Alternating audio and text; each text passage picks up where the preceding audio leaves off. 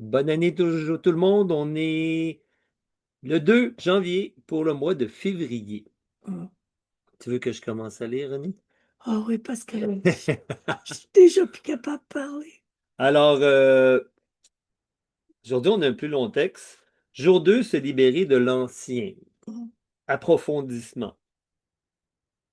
L'essence de la libération consciente. La libération n'est pas un arrachement violent, mais un dépouillement sacré, comme la chrysalide qui doit mourir pour que le papillon naisse. Nous sommes appelés à laisser mourir certaines versions de nous-mêmes. Cette mort symbolique n'est pas une fin, mais une métamorphose, un passage initiatique vers une expression plus authentique de notre être. Et là, dans quelle dimension qu'on doit faire ça? La douceur comme clé. La libération forcée crée de nouvelles blessures. C'est dans la douceur que se défont les nœuds les plus serrés. Soyez patient avec vous-même. Certaines couches se libèrent instantanément, d'autres demandent plusieurs passages, plusieurs hivers. Comme l'arbre ne force pas ses feuilles à tomber, mais les laisse partir dans le moment, quand le moment est juste. Nous apprenons le timing sacré du lâcher-prise. Parfois, reconnaître je ne suis pas encore prêt est en soi un acte de libération. Libération de la pression de devoir être parfait dans notre cheminement. Tu veux-tu que j'énumère tout de Parce suite? qu'on n'est pas là pour être parfait, juste témoin. Puis quand je vous parlais hier d'être observateur, c'est très, très, très important. Les guides m'en ont encore parlé la nuit passée. Pour certains, la page blanche, c'est très difficile de se sentir dans le vide. C'est très difficile. Mais comme disait Jean ce matin, toi, tu as toujours vécu dedans le vide. Puis c'est vrai, je suis quelqu'un qui cherche le vide. Alors, vas-y avec Les couches? ce qu'on avait dit tantôt, la douceur. Ça, je viens de le lire. OK, OK, vas-y avec les couches. Alors, les couches de l'ancien à libérer. Bon, évidemment, on parle de ça. L'idée, c'est pas de passer son temps à arracher ou à chercher les mauvaises racines, mais plutôt d'en être témoin quand ils refont surface. Et souvent, quand on fait un travail de conscience, justement, d'être dans le vide, D'observateur. d'observateur, d'être témoin, René elle utilise beaucoup le mot témoin. J'adore ce mot-là. C'est un mot puissant, en le sens qu'on est juste témoin, on est sans émotion, Sans critique. sans critique. Ah, il se passe ça. Sans jugement. Ah, mon Dieu, il se passe ça encore. Mais plutôt avec douceur, avec amour. Ah, mon Dieu, il se passe ça. Il y a quelque chose qui se libère, quelque chose qui m'apparaît dans ma vie. Un pattern récurrent qui revient tout le temps, par exemple. Donc, les croyances périmées. Hum, Ces vérités d'hier qui sont devenues les prisons d'aujourd'hui. Je ne suis pas capable. L'amour me fait souffrir. Je dois être parfait pour être aimé. Ces programmes mentaux, souvent hérités de l'enfance ou transmis par notre lignée, créent des réalités limitantes. La libération commence par la conscience. Reconnaître ces croyances comme des constructions, non comme des vérités absolues. Veux-tu commenter là-dessus? je veux un verre d'eau. Un verre d'eau, c'est ça le commentaire. Je continue-tu? Ah, la voilà, regarde, Zoé. Est-ce que tu veux que je passe au prochain? Oui, tu continues un petit peu, là, parce que je repose ma voix. Est-ce que c'est clair? Mais c'est important de, de comprendre que on n'est pas là pour se juger non plus et être sévère envers soi, là. Faut juste être capable de comprendre que lorsqu'on vit des situations comme hier, lorsque Luce Alexandra parlait de sa situation difficile, faut toujours prendre du recul, puis devenir l'observateur et non pas la critique qui condamne l'autre ou soi-même. Parce que c'est un conflit avec une personne, c'est ni de la faute de l'autre, ni de la tienne. C'est une attitude que tu n'as pas saisie. C'est un pattern, une situation passée qui refait surface. Et à ce moment-là, si on est capable d'être témoin, on est capable de l'identifier et tranquillement s'en dégager. Les émotions cristallisées. Certaines émotions, non vécues pleinement à leur époque, se sont fossilisées dans notre corps énergétique. Cette colère jamais exprimée, ce chagrin refoulé, cette peur enquistée, tout continue de résonner dans notre présent, créant des réactions disproportionnées aux situations actuelles. Se libérer, c'est permettre à ces émotions anciennes de circuler enfin, de s'exprimer, de se dissoudre. Veux-tu commenter là-dessus? Comme par exemple des choix que nous avons faits dans le passé et qui nous drainent de l'énergie parce que, après les avoir faits, on réalise qu'on n'aurait pas dû. Alors, tout ça, tous ces petits détails-là, c'est des bagages à larguer, à lâcher, à oublier, à enterrer, à brûler. D'ailleurs, vous allez avoir un petit exercice à faire chez vous, à écrire justement qu'est-ce que vous avez envie de lâcher, de laisser aller, d'abandonner. Puis vous l'écrivez, puis vous le brûlez, tout simplement. Puis vous l'oubliez, puis vous revenez dans le témoin. Continue. Les identités obsolètes. Je suis celui ou celle qui a été abandonné. Je suis la victime. Je suis le fort qui ne pleure jamais. Ces identités forgées dans le passé deviennent des cages dorées. Nous nous y accrochons car elles sont familières, même si elles nous étouffent. La libération invite à reconnaître. J'ai vécu cela, mais je ne suis pas cela. Vous vous rappelez du texte hier, je suis. Il faudrait que j'en relise le texte. Pour ceux qui n'étaient pas là. Celui Qui suis-je, je veux dire? Qui suis-je même si? Les guides disent que c'est aller loin avec vous, mais j'aime aller loin avec vous. Parce que c'est important qu'on comprenne, qu'on s'identifie à un corps, qu'en fait, on devrait se sentir complètement libéré de ce corps-là et oublier que c'est lui qui mène. C'est l'intérieur, c'est ce qui observe, c'est l'observateur. C'est celui que vous étiez dans la petite enfance, qui observait les situations autour de vous et qui disait, ça c'est vrai, ça c'est faux. Comment ça se fait que toute petite, tout petit, vous saviez déjà ce qui était favorable et ce qui était défavorable? C'est que vous n'étiez pas dans votre mental, mais dans le témoin, dans l'observateur que j'appelle. L'observateur. Alors, c'est ça. Le discernement. Identifier ce qui alourdit. Ce travail demande une honnêteté radicale avec soi-même. Quelles sont les charges que je porte encore? Exemple. Cette rancune envers celui ou celle qui m'a blessé. Suis-je prêt à la déposer?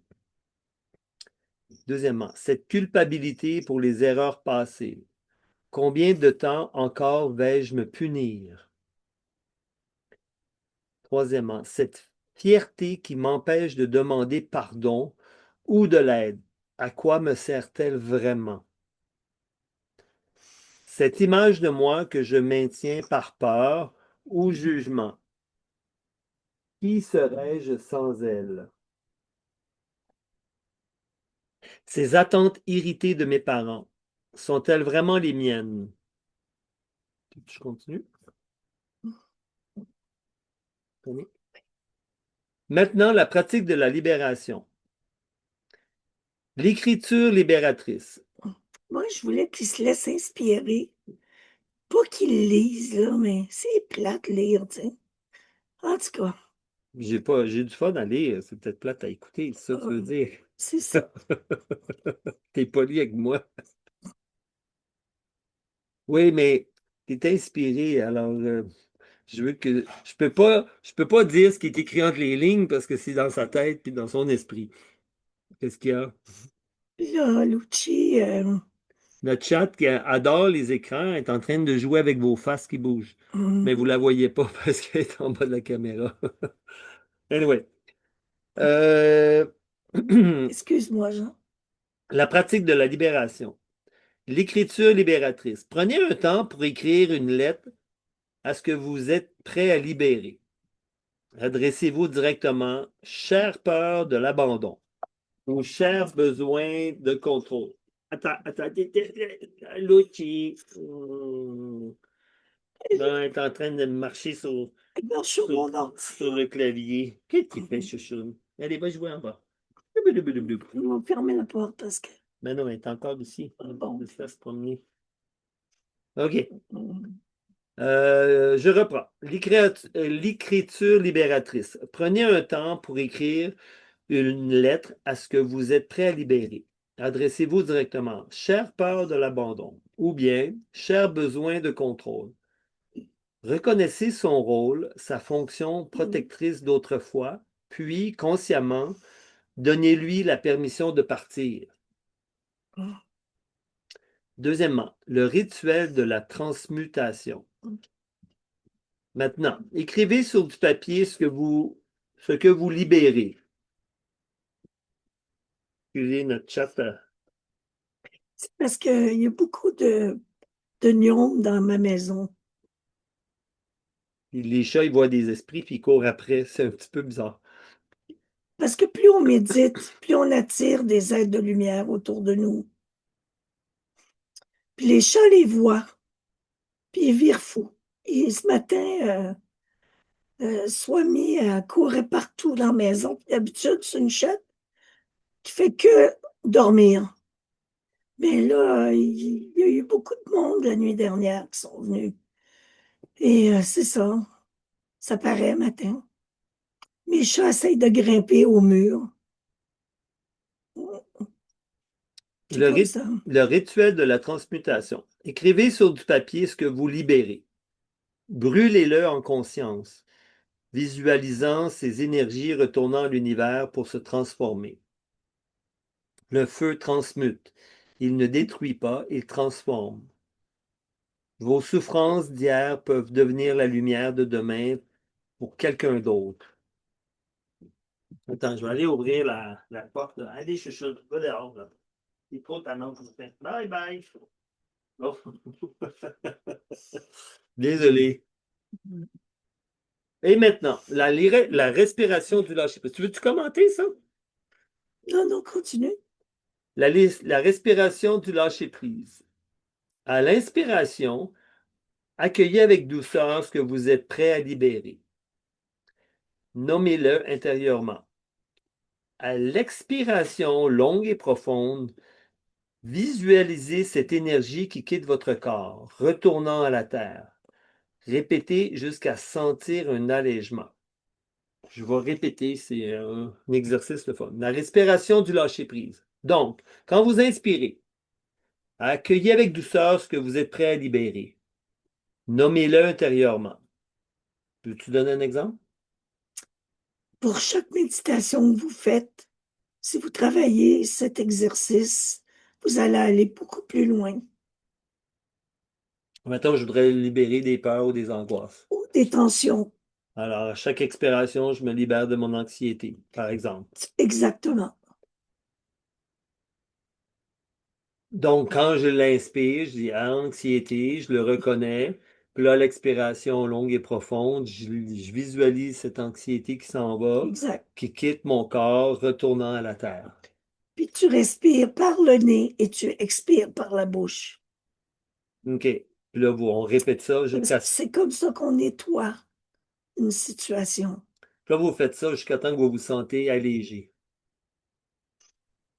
Puis plus vous allez le faire, plus vous allez avoir le plaisir à le faire. Puis à un moment donné, vous allez aimer méditer. Parce que vous allez rencontrer votre état premier. L'état premier, c'est l'état du témoin. Puis pour pouvoir rencontrer l'état premier, il faut se dégager de tout ce qui nous incommode, tout ce qui nous surcharge, quoi. C'est une bonne façon. C'est pour ça qu'on fait de la méditation et qu'on inspire et expire à chaque méditation au début et ensuite on respire normalement. Bon, je vais arrêter de parler, c'est épouvantable. Non, c'est pas si pire.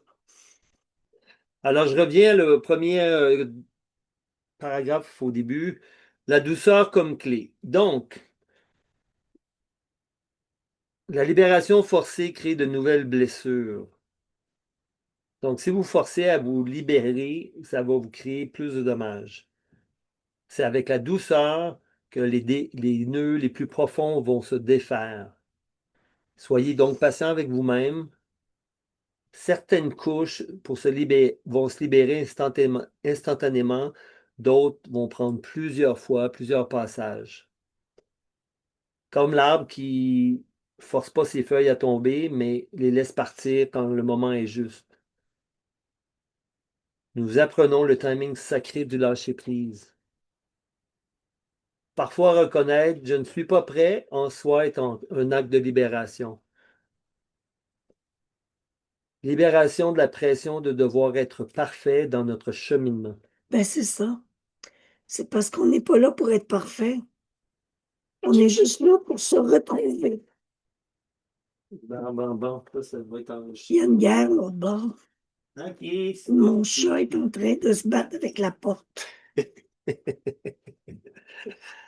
Maintenant, l'espace qui se crée. Lorsque nous déposons l'ancien, un espace se crée, un vide fertile, riche de potentiel. Ce vide peut sembler inconfortable au début. Nous sommes tellement habitués à nos fardeaux qu'ils sont devenus une partie de notre identité. Mais c'est dans ce vide que le nouveau peut germer. Aujourd'hui, dans ce deuxième jour conscient, vous êtes invités à cette libération sacrée, non pas en une fois, non pas parfaitement, mais consciemment, un pas à la fois, avec toute la grâce que vous méritez. C'est là que tu peux reparler du vide, René. C'est pour ça que je dis tout le temps aux gens, lorsque vous méditez et que vous atteignez un moment de vide, que vous avez l'impression de tomber, c'est là qu'il faut que vous demeuriez dans cet état. C'est important. Puis la plupart des gens, c'est à ce moment-là qu'ils reviennent parce qu'ils ont peur. C'est une peur inconsciente, hein. Ça, mais à continuer, à recommencer, jusqu'à ce qu'un jour, ce vide puisse être une grâce que vous touchez. Moi, le matin, ça me prend au moins 1 heure et demie de méditation avant d'être fonctionnel. Pourquoi? Parce que j'aime être dans cet espace. C'est une nourriture riche et puissante que je vous propose d'essayer. de cultiver au maximum. Vous allez dévoiler des partiels de vous-même que vous ne connaissiez pas. Vous allez découvrir des puissances en vous et vous allez être inspiré à faire les bonnes choses au bon moment, sans vous presser. Votre état va s'améliorer. Votre état intérieur complet va s'améliorer. Vous allez cesser de courir après le temps parce que chaque chose va placer son moment au bon endroit, en fait, dans votre vie. À partir du moment où vous êtes dans un lâcher-prise, toutes les situations tombent comme un casse-tête, les morceaux aux bonnes places. Et ça se fait naturellement. Faut jamais s'en faire, jamais. Être dans le présent, dans cet espace présent, c'est un moment magique que je vous souhaite à tous pour l'éternité. C'est comme ça. Et si vous arrivez à cultiver cet instant de témoin, ben vous allez avoir une clé incroyable pour traverser toute situation, même les plus difficiles, sans difficulté. Sans difficulté. La méditation est une clé, mais après la méditation, il y a un état qui s'est installé. Et cet état-là est important à garder. Alors, si vous voyez que vous vous énervez pour une raison ou pour une autre, durant la journée, ben, rassoyez-vous. Simplement, respirez, laissez tomber, tout simplement, sans critique, en douceur, et revenez à votre action. Ensuite, tout ce que vous allez faire va devenir, comment dire, spécial, particulier, sacré. Tout ce que vous allez faire ensuite va se faire dans l'harmonie. Puis, à minute que l'harmonie n'est plus, allez vous rasseoir. Faites-le. C'est un exercice important. Vous voulez découvrir qui vous êtes. Soyez témoin de cette caméra cachée qui est en vous, qui est l'observateur. Soyez l'écran. Observez ce qui se passe sur votre écran. Mais ne vous laissez pas envahir par les situations négatives de votre vie. Prenez le temps de les observer de l'extérieur, tout le temps. Soyez l'observateur.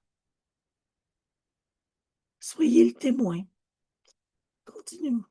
J'ai fini. On a terminé. Alors, t'as tout écrit, t'as tout lu? Question pour la journée. Si vous pouviez déposer un Ah, seul fardeau j'avais qu'il manquait de aujourd'hui, quoi, moi, je savais. si vous pouviez déposer un seul fardeau aujourd'hui, lequel choisiriez-vous? En tout cas, peu importe. Et que deviendrait possible votre vie si ce poids n'était plus là? Je répète, si vous pouviez déposer un seul fardeau, lequel allez-vous choisir? Et que deviendrait votre vie si ce poids n'était plus là? On aime, on aime nos fardeaux. C'est ça qu'il faut comprendre. C'est pour ça que je dis au début qu'il faut les déposer lorsqu'on est prêt à les déposer. Parce que souvent, ils font partie de nous parce qu'on a l'impression qu'ils nous protègent. Oui, vas-y. Non, rien, rien, rien. C'est bon. Ben, merci à vous. Continuez à écrire ce que vous observez tous les jours. Faites-vous un cahier pour les 12 premiers jours. C'est le fun de revenir pendant l'année, de revoir les notes de nos mois. À un moment donné, de dire, hey, j'ai le mois d'avril, il est vraiment spécial. Vous allez être surpris, vous allez revenir dans les 12 premiers jours, observer, puis dire, ah ben mon Dieu, c'était déjà écrit le 4 janvier. Quand c'était pour le mois d'avril, là, j'aurais dû prendre le mois de février comme exemple, mais c'est pour vous donner l'exemple. Est-ce que tu as arrêté l'enregistrement? Non, peut-être quelque chose en préparation pour demain. Ce que je me demande, c'est t'as épinglé. Oui, Oui, OK. oui, oui, oui, inquiète-toi pas. Ben, merci à tous et on se revoit demain. Je prépare demain et vous préparez demain aussi. Alors, faites l'exercice aujourd'hui d'aller voir en vous et faites l'exercice de vous asseoir à tout bout de champ quand c'est nécessaire. Puis même si c'est pas nécessaire, même si tout va bien, faites-le. Pourquoi? Parce que c'est des moments bénis que je vous propose de goûter dans votre vie. Oui, il faut être actif, oui, il faut bouger, mais il faut aussi être capable d'observer, d'être l'observateur dans notre mouvement et dans notre arrêt. Voilà. Alors, bonne journée. Et bon mois de février.